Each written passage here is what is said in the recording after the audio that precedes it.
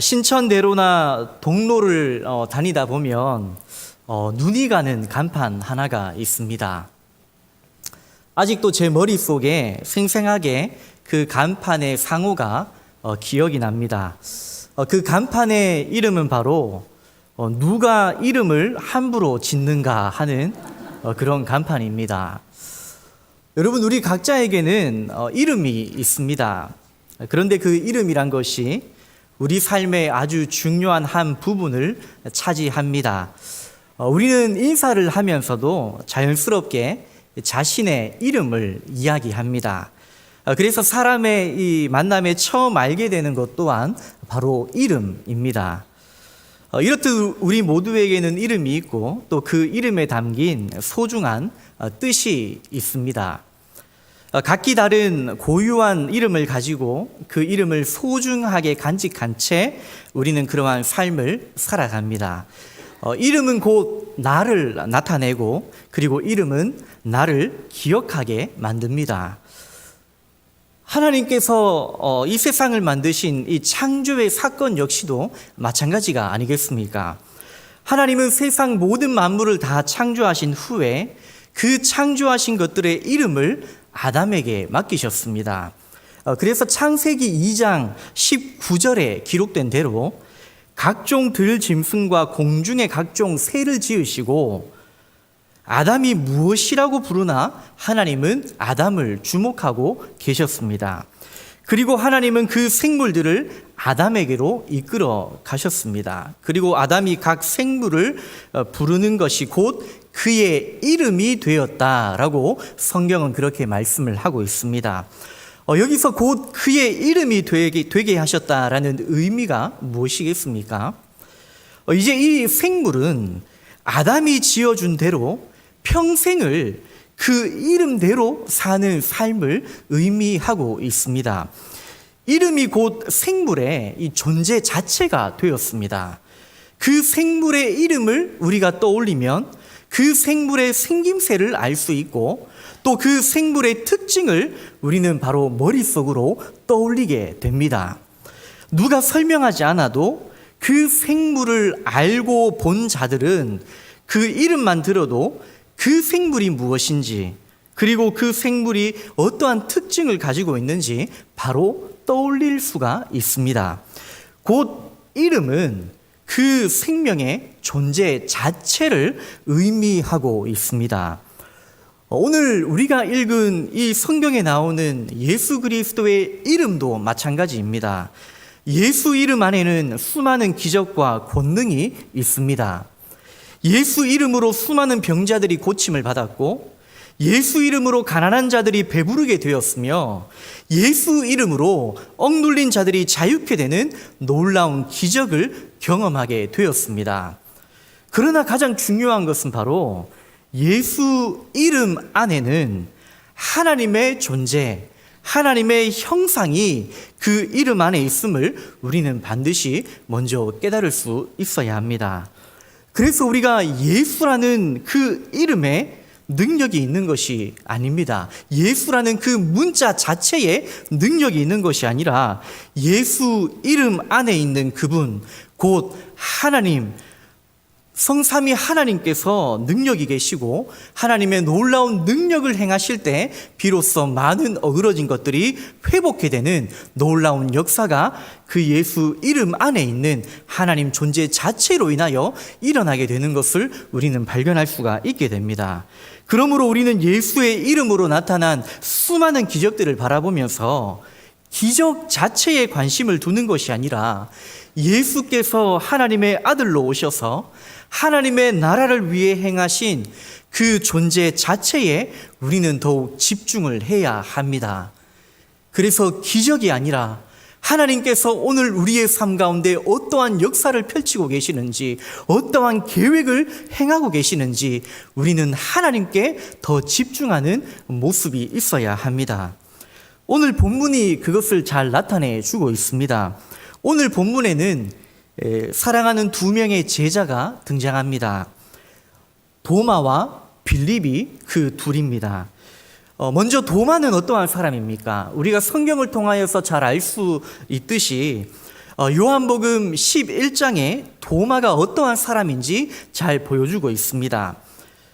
예수님께서 나사로를 살리시려고 예루살렘에 다시 올라가려 하실 때에 모든 제자들은 위험을 느끼고 예수님께서 예루살렘으로 가려고 하시는 것을 만류했습니다. 그러나 이때 한 제자만이 우리도 주님과 함께 죽으러 가자고 그렇게 담대하게 외쳤던 인물이 바로 요한복음 11장에 기록되어 있는 이 도마입니다. 그래서 열정이 있었고 제일 먼저 예수님을 따라 나섰던 인물이 바로 도마입니다. 이 도마에게는 스승에 대한 이 의리와 의욕심이 있었습니다. 그리고 그 도마에게는 단호함이 있었습니다. 그러나 이 단호함 때문에 이 도마의 마지막 끝이 어떻게 되었습니까? 예수 그리스도의 부활을 도마는 믿지 않았습니다. 그래서 제자들이 예수 그리스도의 부활을 이야기했을 때 그의 단호함 때문에 제자들이 말했던 이 예수 그리스도의 부활을 이 도마는 믿지 않았고 이후 직접 손으로 만져야만 그 모든 부활의 소식들을 깨달을 수 있는 믿지 아니하는 만져야 믿는 그러한 어리석은 모습이 도마 가운데는 있었습니다. 그리고 오늘 두 번째로 나오는 빌립은 어떻습니까? 빌립은 어떤 사람입니까? 빌립을 가장 잘 나타내주고 있는 사건은 바로 오병이어 사건입니다. 빌립은 그야말로 수가 빨랐던 제자였습니다. 오병이어 기적 사건 가운데 주께서 어디서 떡을 사서 이 사람들로 먹이게 하겠느냐라고 물으실 때 빌립이 어떻게 대답합니까? 각 사람에게 조금씩 받게 할지라도 200데나리온의 떡이 부족하다라고 인간적인 이 모든 수를 써서 예수님께 말했던 그 인물이 바로 이 빌립이었습니다. 이 빌립과 같은 부류의 사람들은 계산에 밝고 합리적이고 분석적입니다. 그래서 빌립 안에는 이성적인 판단이 너무나 강했던 인물이 오늘 빌립이었습니다. 의심이 많아서 눈에 보이는 것을 믿었던 이 도마, 그리고 인간적인 모습으로 수가 빨랐던 이 이성적인 이 빌립, 이 두 제자가 현재 예수님과 대화를 나누고 있습니다. 그런데 오늘 이 두 제자와 예수님의 대화를 가만히 살펴보면 이 두 제자의 질문이 전혀 지금 상황적으로 볼 때 결코 어울리지 않는 그런 대화를 오고 가고 있습니다. 또 한편으로 볼 때 이 두 제자의 질문이 참으로 어리석다라는 느낌을 참으로 많이 받고 있습니다. 지금 대화를 나누고 있는 시점이 언제입니까? 어떨 때 이 두 제자가 이 예수님과 대화를 나누고 있습니까? 바로 오늘 본문 앞부분에 13장에서는 예수님은 그야말로 비참함을 겪고 있었습니다. 지금 분위기는 너무나 싸합니다. 무겁습니다. 이제 곧 얼마 있지 않으면 예수님은 십자가의 길을 걸어가야만 합니다. 세상 죄를 짊어가고 있는 이 어린 양의 모습으로 세상의 온갖 수치와 조롱을 한 몸으로 받으셔야만 합니다. 그런데 그뿐이 아닙니다. 13장에는 바로 이 제자들이 자신을 배반할 것을 예고하시는 장면이 한두 번 그렇게 소개되어 있습니다. 예수님께서 제자들의 발을 씻기신 후에 떡과 잔을 나누는 그 자리에서 예수님은 자신을 배반하고 또 자신을 부인할 제자들을 예고하십니다. 자신을 팔 이 유다를 향하여서는 내가 떡 한 조각을 적셔다 주는 자가 그니라 라고 말씀하시면서 자기를 은 30에 팔 이 유다의 배반을 바로 이 앞부분 13장에서 예고하시고 계시며, 그리고 또 닭이 3번 울기 전에 네가 나를 3번 부인할 것이라 말씀하시면서 직설적으로 돌려서 말하는 것이 아니라 직설적으로 베드로가 자신을 3번 부인하게 될 것을 또한 예고하시는 장면이 바로 오늘 본문 바로 앞장에서 나타나고 있습니다. 십자가의 길, 제자들의 배반, 그럼에도 불구하고 제자들을 위로하시는 그 눈물겨운 예수님의 모습이 오늘 바로 앞부분에는 뒤섞여 있는 그러한 상황입니다. 이 모든 이야기를 들은 제자들의 마음이 어떻겠습니까? 너희 중에 나를 팔 제자가 있다. 너희 중에 나를 배신할 자가 있다. 너희가 나를 배신하여 도망갈 것이다. 내가 십자가의 길을 걸어간다 라고 말했을 때 제자들의 삶은, 제자들의 생각은 어떠했겠습니까? 이 제자들에게 근심이 찾아왔습니다. 배반과 불충으로 인한 근심 속에서 나도 언젠가는 이러한 위험에 빠질 수 있다라는 생각이 이 제자들의 생각 속을 휘어잡았습니다. 낙심한 제자들의 모습입니다. 그렇게 믿고 있었던 예수님이 십자가의 길을 걷고 그토록 믿고 있었던 예수님이 그 제자들의 배신을 당하는 그 수치스러운 모습을 당하고 있는 그 예수님이 나의 주인이라는 사실 때문에 그 행복한 순간이 한순간에 산산조각 나는 그러한 환경 속에 지금 제자들이 거하고 있습니다. 너무나 무겁고 침체된 분위기 속입니다. 갑자기 두려움 속에 빠진 제자들의 모습 가운데 오늘 도마는 조심스럽게 입을 엽니다. 그리고 5절에 어떻게 기록하고 있습니까? 오늘 우리가 읽었던 5절에 보면 도마가 이렇게 이야기합니다. 5절에 보면 도마가 이르되 주여 주께서 어디로 가시는지 우리가 알지 못하거늘 그 길을 어찌 알겠사옵나이까? 라고 말씀을 합니다. 이 이야기의 뜻은 무엇입니까? 주님, 저는 주님께서 가시는 그 길을 알지 못합니다. 주님, 저에게 현실적인 주의 길을 알려주십시오 라고 하는 이 도마의 이 질문입니다. 도마는 주의 길이 무엇인지 전혀 알지 못했습니다. 깨닫지 못했습니다. 그래서 의협심이 강한 그러한 열정이 가득한 이 도마는 주의 길을 가르쳐 달라고, 우리는 정작 알지 못하지만 그러나 내 눈으로 주의 길을 보여주시고 알려주시도록 그렇게 요구하고 있는 이 도마의 모습을 바라보게 됩니다. 그리고 이어서 빌립이 질문을 합니다. 그런데 이 빌립의 질문은 더 가관입니다. 오늘 8절에 빌립이 어떻게 말씀을 합니까? 8절에 보시면 빌립이 이르되 주여 아버지를 우리에게 보여주옵소서 그리하면 족하겠나이다 라고 말씀을 하고 있습니다. 한마디로 오늘 이 빌립이 어떻게 이야기합니까? 주님, 저도 이 모든 것들을 알지 못합니다. 하나님, 아버지를 내게 보여주십시오 라고 그렇게 질문을 합니다. 그저 예수님의 그 말씀을 깨닫지 못하자 빌립이 이야기하기를 아버지를 직접 보여달라고 그렇게 말씀하고 있는 이 빌립의 질문을 우리는 바라보게 됩니다. 이성적인 판단력이 강했던 이 빌립은 자신이 이해할 수 없는 일에 닥치자 다시 한번 현실적으로 이 문제를 풀어달라는 근심 속에 빠져있는 모든 제자들을 대신해서 현실적으로 이 문제를 풀어주시고 다시 한번 아버지를 내 눈으로 보여주십시오 라고 하는 그 질문을 오늘 예수님께 드리고 있습니다. 그렇습니다. 오늘 도마와 빌립의 질문은 너무나 어리석은 것처럼 보입니다. 어떻게 이 무거운 상황 속에서, 이러한 어지러운 상황 속에서 이제 내일이면 주님께서 곧 십자가에 못 박혀 죽으실 그날이 얼마 남지 않았음에도 불구하고 어떻게 도마와 빌립이 이러한 질문을 할 수 있느냐? 우리는 너무나 무모한 것처럼 보이고 어리석은 것처럼 보입니다. 그러나 우리는 다시 한번 깨닫게 됩니다. 이 도마와 빌립이 질문한 이 질문은 바로 인간이 제기할 수밖에 없는 가장 근원적인 질문인 것을 우리는 발견할 수가 있습니다. 사실적인 질문을 오늘 도마와 빌립은 했습니다.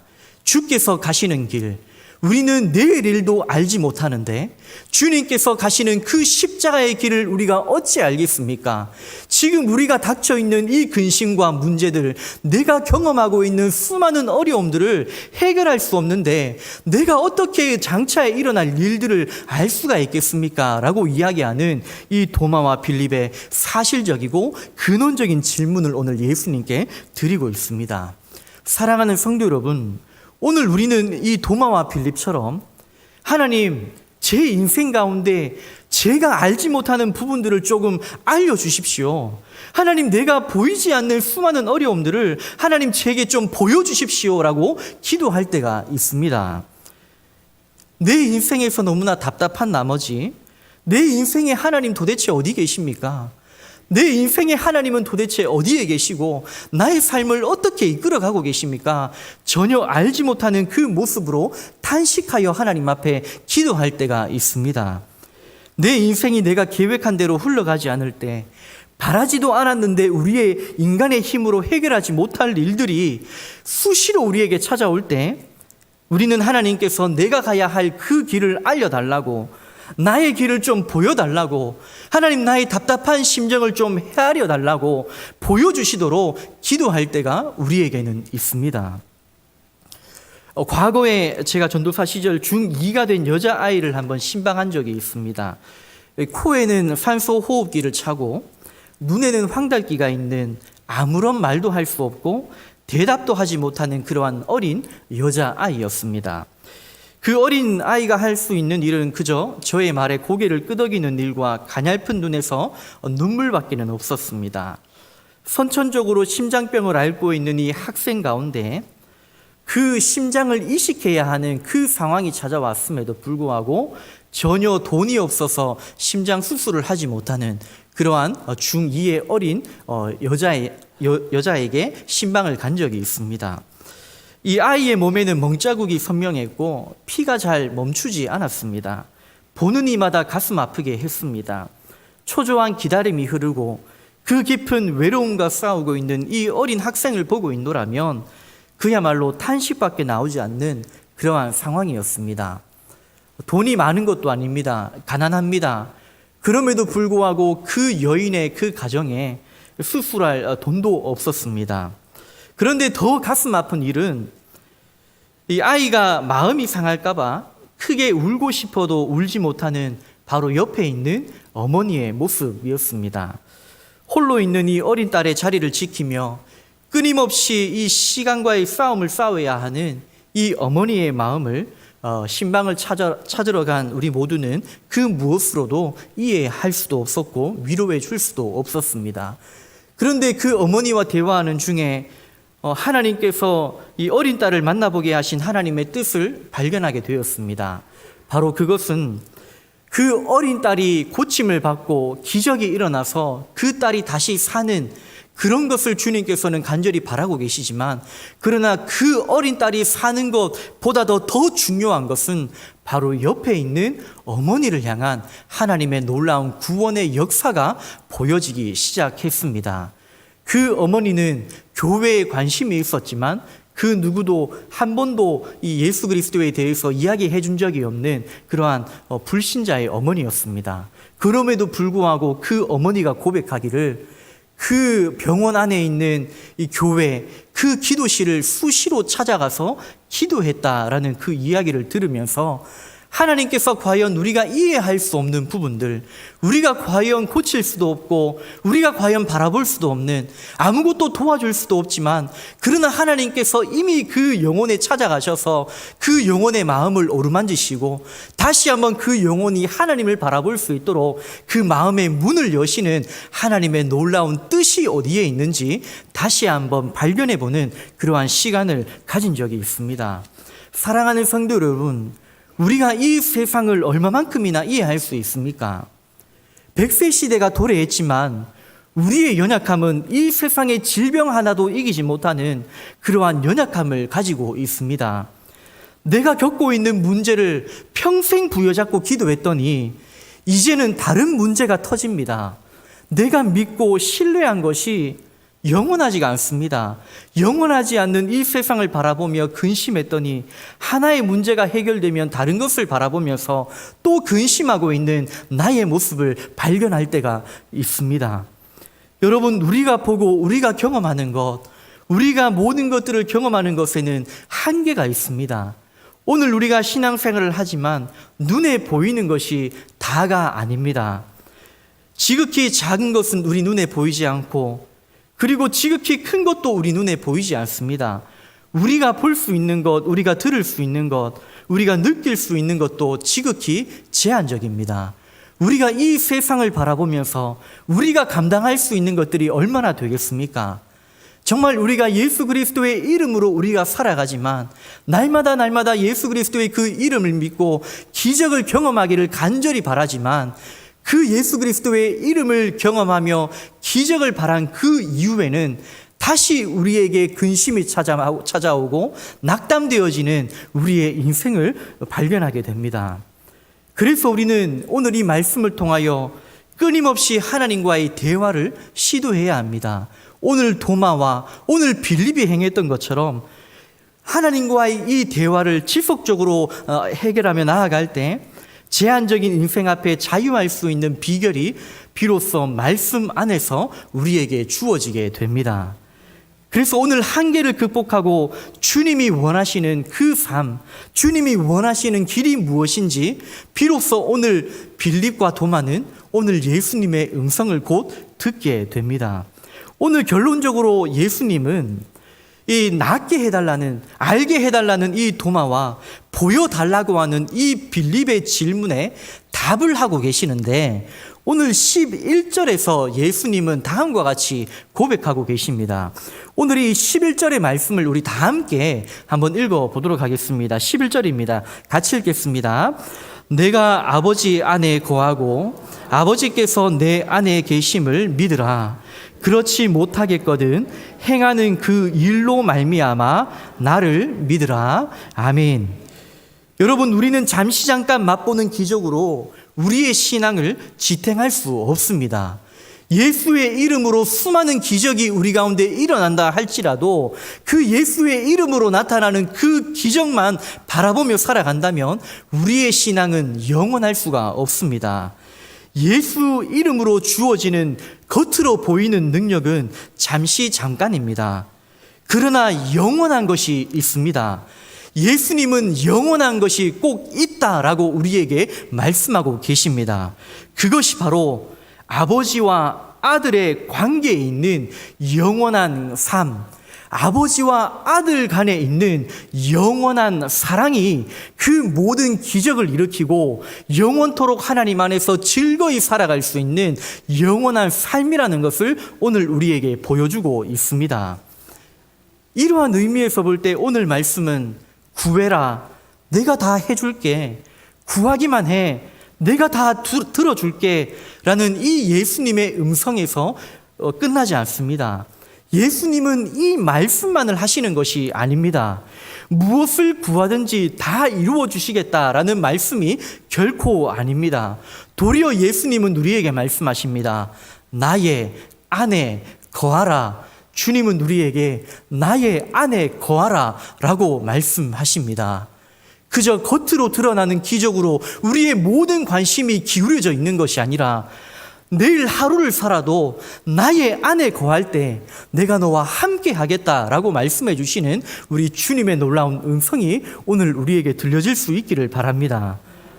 그래서 오늘 12절에도 이렇게 말씀하고 있지 않습니까? 12절에도 보면 내가 진실로 너희에게 이르노니 나를 믿는 자는 내가 하는 일을 그도 할 것이요 또한 그보다 큰 일도 하리니 이는 내가 아버지께로 감이라. 아멘. 여기서 더 큰 일이 무엇입니까? 하나님께서, 예수 그리스도께서 오늘 말씀하시는 더 큰 일이 무엇입니까? 바로 이 더 큰 일은 우리가 주의 복음을 들고 주의 사랑을 들고 하나님 안에 거하면서 땅끝까지 가는 일을 말하고 있습니다.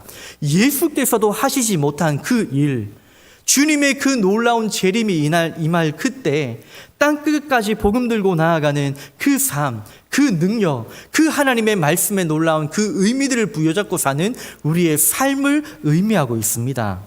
이것은 그저 우리가 복음 들고 세계에 선교 나가는 그러한 일들을 뜻하지 않습니다. 새로운 영역으로, 새로운 도전으로, 새로운 삶으로 우리에게 주어진 이 땅끝의 삶을 우리가 누리며 살아갈 때 우리의 모든 삶이 바뀌며 우리의 모든 것이 변화될 때 그것이 바로 더 큰 일, 땅끝의 일이라 주님은 우리에게 그렇게 말씀하고 계십니다.